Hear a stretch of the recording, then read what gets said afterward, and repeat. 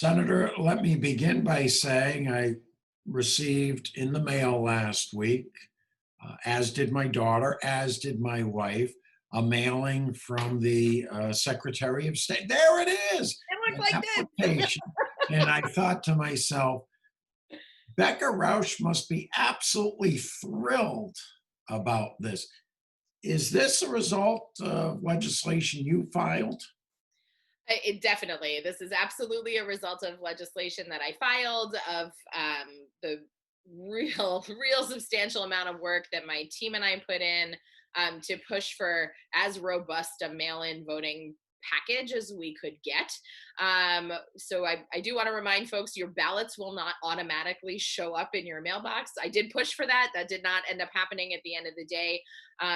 But you will get your application to vote by mail in the mail. You should get it at whatever address you have on file with your voter registration if you're registered to vote. It was very exciting to see this in the mail. I had, in fact, already submitted my mail-in application because you can use this postcard that you'll get in the mail. Or you can download the form online from the state's website and print it and submit it. So I did it the day that the bill was signed by the governor. I printed it off and turned it in. It's very exciting. But it's a really big deal and a big advancement for democracy generally. Um, that every registered voter in Massachusetts, if you are registered to vote, you are eligible to vote by mail in both the primary, which is September 1st, and the general, November 3rd. And there are various different things you need to do to make sure that you vote, that you can successfully vote by mail. And also, if you don't want to vote by mail, there are multiple opportunities to still vote in person. People that I know on Facebook, I'm not calling them true friends, they're Facebook friends, but Okay. people that I know on social media uh, who obviously from the memes and some of the things they post are big fans of the gentleman occupying the residence on Pennsylvania Avenue. We're claiming a piece came in, the same piece of mail came in for my cat, for dead people in our apartment building, and so on. Okay, if that were indeed true, or someone else filled out the what they received in the mail the other day, they send it to the Secretary of State's office. It comes to the town of North Attleboro. Is there a way of knowing this is not Becca Rausch? This is a phony. So it actually, you don't send it back to the Secretary of the Commonwealth. You do send it, in fact, to your town clerk, and Okay. the one that you got in the mail. So you see, if I don't know how close this Oh is yeah. to see, but you can see that mine is actually addressed to my town clerk in Needham. Yours, Peter, would be addressed to your town clerk in North Attleboro. And wherever people live, that's where your application will go. And on the back of the ballot is a statement that everyone who fills out the ballot must sign in order for the ballot to be valid and counted, specifically stating all of the penalties for committing voter fraud. So if you are trying to vote as somebody's cat, you are going to run into trouble. It You is know, it is illegal. I seem to remember a long time ago, too long ago actually, when I filled out the application to become a registered voter, they Mhm. needed my signature. At some point, does a city clerk or a town clerk or someone in the elections office compare signatures and say, there's no way this is Peter Gay? That's not, as I understand it, part of the process in Massachusetts. I will say, now I'm looking now more closely even at the application, and you also have to sign the application. Okay. Um, and it does say very clearly underneath, I swear or affirm under penalty of perjury that I am a qualified voter at the above listed legal voting residence. And then in all caps and bolded, illegal voting punishable under state and federal laws. Wow. So it is right there. You cannot commit voter fraud. It is, first of all, it is an extremely infrequent problem, if at all. We've had mail-in voting in Massachusetts for a very long time. Right? That's how, for example, all of our overseas service people vote. It's how people who are going to be out of state vote. If you're sick, that's how you vote. You vote by mail.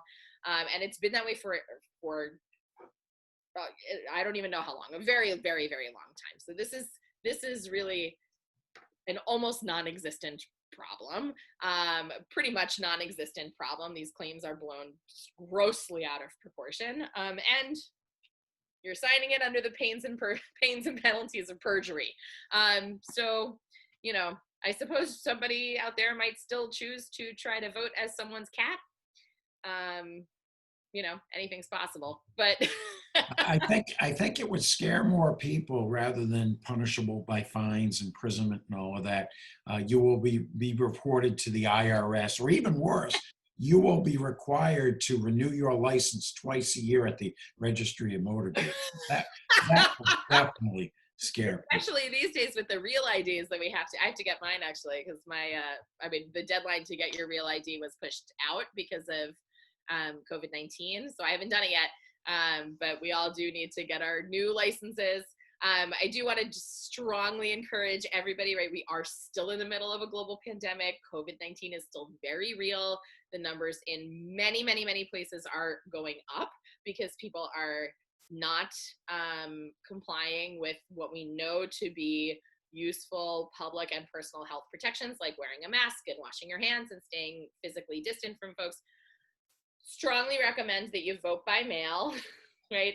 It is safe, it is valid, it is accurate, you can track it. There will be a online tracking system provided by the state. Fill out your application, get it back as soon as you can. The deadline to apply to vote by mail is the Wednesday before each election by 5 p.m. That means the application has to be received by your clerk by 5 p.m. the Wednesday before. As soon as your ballot shows up, fill it out and get it back to your town clerk or your city clerk so that you're not running up against any deadline. You don't run the risk of the ballot not showing up and your vote not getting counted, right? Your vote is your voice. Please make sure that you're registered to vote. Please make sure you're engaging in the democratic process. Right? This is a huge election cycle.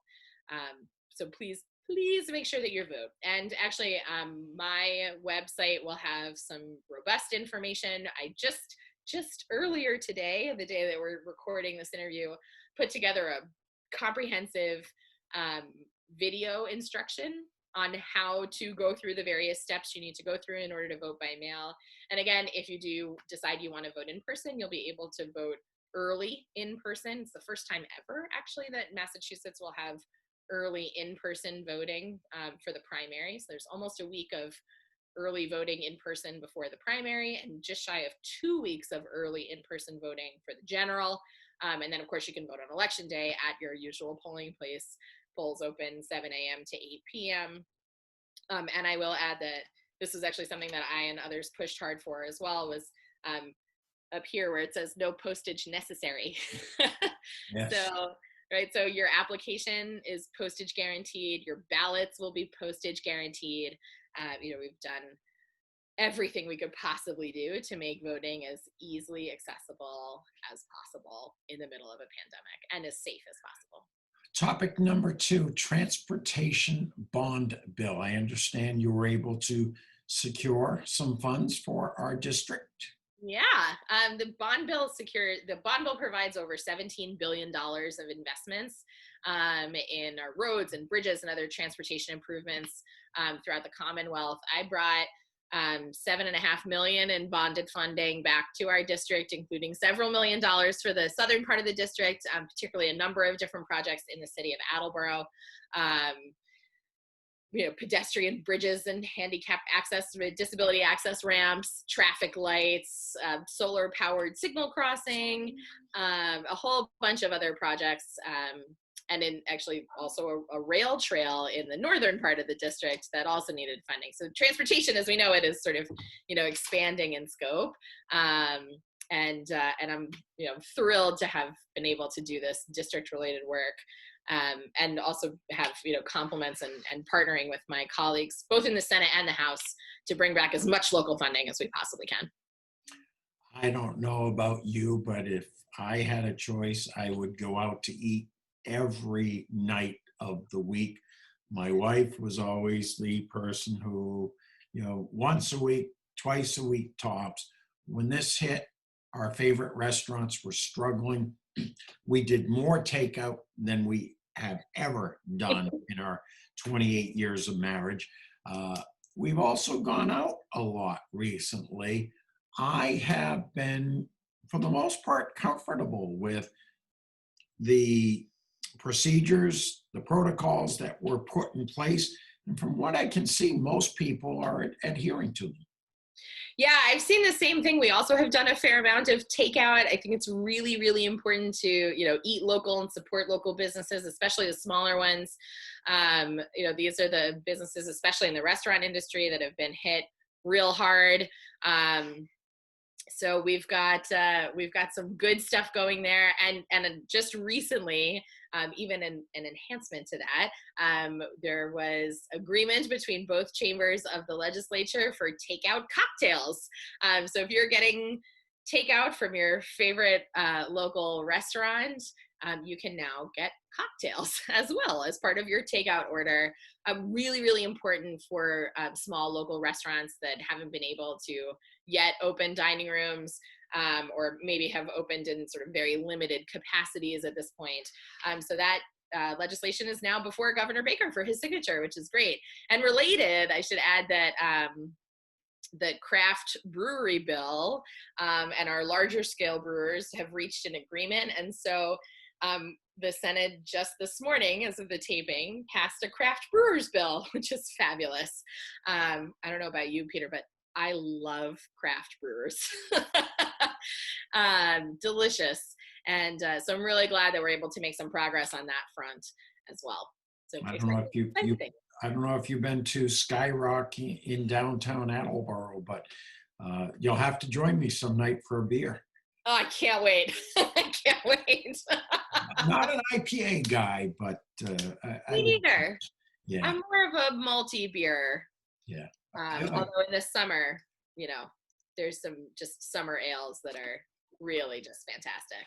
They have one, it's called Skylight Lime. It's very. All right, you've piqued my interest, my friend.